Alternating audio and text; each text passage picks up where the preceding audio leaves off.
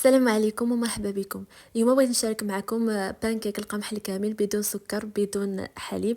كنتمنى يعجبكم. بدون مقدمات نحتاجو بيضه واحده غادي نطربوها مزيان. بالنسبه للتحليه انا هنايا استعملت العسل، ولكن تقدروا تستعملوا ستيفيا اذا كانت متوفره عندكم. ديروا مثلا اذا كان عندكم ستيفيا وإغيتريتول مخلطين مع بعضياتهم استعملوا ملعقه ونصف. انا هادو اللي كنعرف العبار ديالهم. بالنسبه للعسل انا هنايا درت ملعقه كبيره، حيت غادي ندير عسل من الفوق باش يجيني معتدل ما يجينيش حلو بزاف. ولكن تقدروا تضيفوا الا بغيتو ديروا ما ديروهش بدون عسل من الفوق، ولا بغيتو يكون حلو بزاف.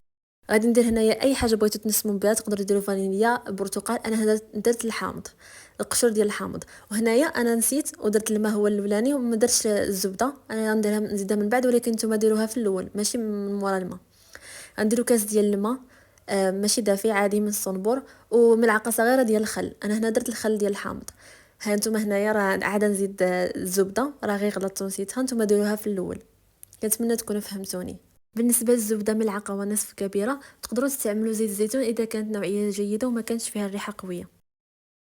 بالنسبه لدقيق القمح الكامل غادي نستعملوا نفس المقدار ديال الماء، يعني درنا كاس ديال الماء غادي نديروا كاس ديال دقيق القمح الكامل.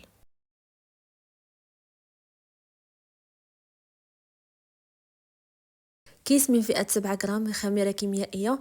وتقدروا تستعملوا الا بغيتوا الصودا تقدروا تفعلوها بالخل ولا الحامض. هنايا غادي نديروها المقلاة على غير لاصقة على نار ما بين متوسطة والى هادئة. غادي نديروها كتسخن وغادي نحطوا فيها البانكيك ديالنا. ومن يبدا كيبان انه كيبدا يلا كيبدا ماشي يولي بحال البغري، غير يبدا يتقبل شويه غنقلبوه. وبحال هكا صافي كنكونوا صايبنا البانكيك ديالنا. كنتمنى يعجبكم. انا هنا نوري لكم من اللور ومن القدام. كنتمنى يعجبكم. الا بغيتوا ديروا فيه الشكلاط ولا اي حاجه بغيتوا. انا هنا استعملت العسل.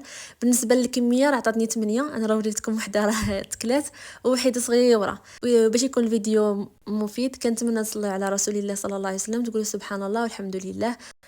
واذا عجبكم محتوى القناه والفيديو كنتمنى تشتركوا في القناه وديروا الاعجاب. ومرحبا بكم. اذا بغيتوا شي حاجه قولوا لي في التعاليق. شكرا.